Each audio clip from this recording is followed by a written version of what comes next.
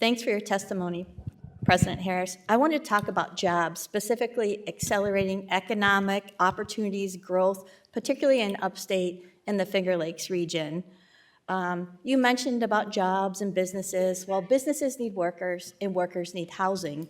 Are you aware that in some areas in Upstate, housing has just completely come to a dead standstill because we don't have capacity, we don't have enough electric to build? Simple yes or no.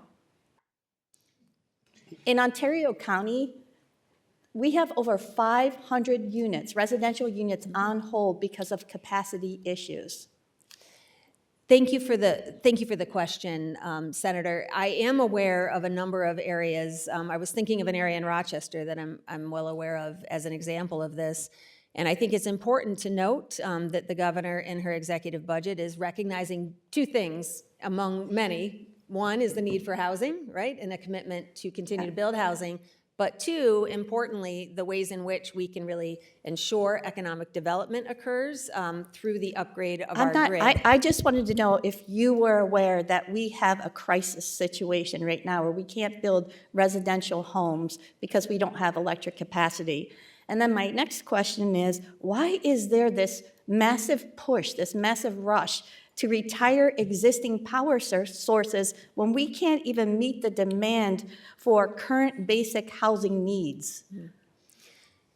Thank you for the question. And in many ways, this is, I'd say, not something that I necessarily agree with, in the sense that when we plan for our transition, the studies that we conduct, as well as that of the New York Independent System Operator, inform the readiness of our grid to retire fossil plants. So a great example is New York City, in which there has been a reliability need identified.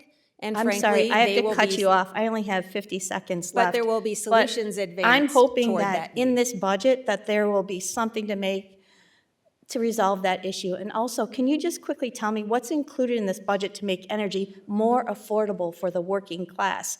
And if we run out of time, just going back to something that Senator Steck asked, my question to you too is, are ratepayers the piggy banks covering the state's CLCPA mandates?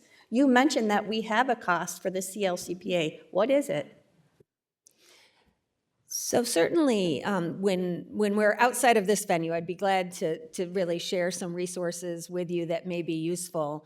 Certainly, when we think about the governor's $1 billion commitment, this is very much with the lens of affordability and investment in mind, really effectuating the transition for consumers across our state, particularly in the buildings and transportation sector.